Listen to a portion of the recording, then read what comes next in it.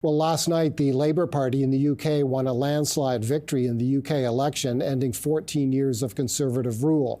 King Charles officially appointed party leader Keir Starmer this morning, making him the fourth Prime Minister the country has had in the past 4 years, and the first in that time to win through a general election. Lots to talk about, so let's get to it. David Oliver is our guest. He's a public affairs strategist and founder of Minerva Strategy. Thank you so much for coming in. Good morning. There's a number of different ways to look at this. Let's talk about it first of all in terms of how this Labour Party is positioned on the ideological spectrum. The Labour Party, there have been many different versions of the Labour Party over the years, from very, very left, and I think under Jeremy Corbyn that would be a fair description. He was actually thrown out by the man who now leads the Labour Party. Where does this Labour Party fit along that spectrum? Yeah, and indeed Jeremy Corbyn actually won his seat last night as an independent, so they're a bit of a thorn in the side for them. And you're absolutely right.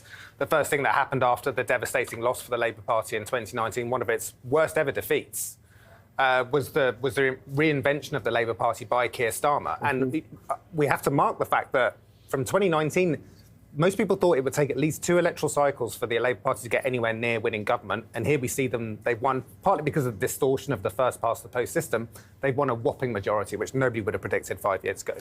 They are preaching fiscal discipline, correct? They are not expected to dial up deficit spending in a huge way, correct? No, absolutely. And one of the things that Starmer has done in terms of, if you like, detoxifying the Corbyn Labour brand into the current Labour brand, and very much so with Rachel Reeves, who will be the first ever female Chancellor of the Exchequer, Finance Minister for the UK, is to show this very small c Conservative approach when it comes to the economy. She's pledged, or they've pledged, but she is particularly pledged not to raise any direct taxes, so no income tax raise, no national insurance raise, no VAT raise, which also then boxes her in terms of the things that she's going to be able to do, but they're very much pledging this very steady-as-she-goes approach. This sounds like a Labour government that business can live with.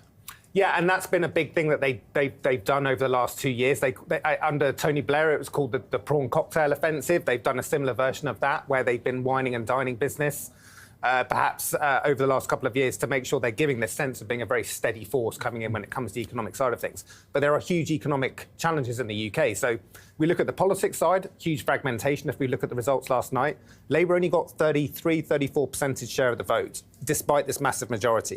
That's 10 percentage points less than Tony Blair got for a similar majority in 97. Because on the economic side, the UK is not in a great place, and some similar parallels to Canada there. Let's talk about some of the economic challenges. What are some of the challenges that the government must now address? Well, similarly to Canada, huge productivity and competitiveness challenges. And now there's lots of arguments as to why that's been, but this has been, since the financial crisis, GDP per capita has actually declined. So since 2007, the UK, I think, is per person around £4,000 or £5,000 pounds per person less than it was, 20 years, almost 20 years ago. So it's never recovered properly. Lots of arguments as to why that is, but one of them is capital infrastructure investment. And of course, we saw last year that the Rishi Sunak-led Conservative government effectively binned HS2, the high-speed line, or at least significantly curtailed it down to just the London-Birmingham route. And this is going to be a big headache for the incoming Labour government. What do they do to invest in capital infrastructure, in fact, other things that are going to increase productivity when there's no money? The other way to look at this is to compare it with what's going on in France, where there seems, in the UK, there seemed to be, well, you tell me, a rejection of anti-immigrant, more nationalistic approach. It sounds like that. I mean, Labour's victory would tell you that that's the way the election fell. However, some of the far-right parties did do well in the UK, correct? Absolutely. I mean, Reform UK, which is Nigel Farage's new outfit, he would claim they're not a far-right outfit, but I think others would, will let others take their own judgment. Others would say it is. Yes, it's not the same as the National Rally in France, getting 30%, but they got 14%. Now, they only got 4 seats for that, but they took a significant chunk out of the Conservative vote, potentially even some of the Labour vote in some places, and they are a force to be reckoned with now again in UK politics. Where does the Conservative Party go from here? I mean, one takeaway I heard last night as the results were becoming clear was this was not an extinction event for the Conservative Party. We have had outcomes like that here in Canada, as you know. They came away with, what, 120 seats or so? Yeah, that's enough of a base to rebuild from, correct? Well, yes, but I mean, it's still their worst defeat ever. So we cannot get away from the fact that this is the worst ever defeat for the UK Conservative Party. And yes, they didn't have a 1993-style implosion that we saw with the Canadian Conservative Party. But this is the big question. Where do they go next? Typically, the Conservative Party, when it's lost power, has tacked to the right. They are going to be under huge pressure because of Nigel Farage and what's going on with Reform UK.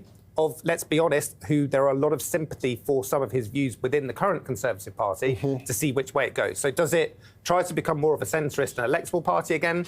Or does it potentially fragment into two parties? Or does it get dragged to the right? And then we'll see what prospects that has for its own electoral success. Why was Rishi Sunak not able to stabilize things under his leadership? When he took the job of Prime Minister, he seemed like a safe pair of hands after a bit of a clown show previously. I think a number of reasons. I think, some people would say after 14 years of any government, you're just going to get an attrition in terms of how people respond to that.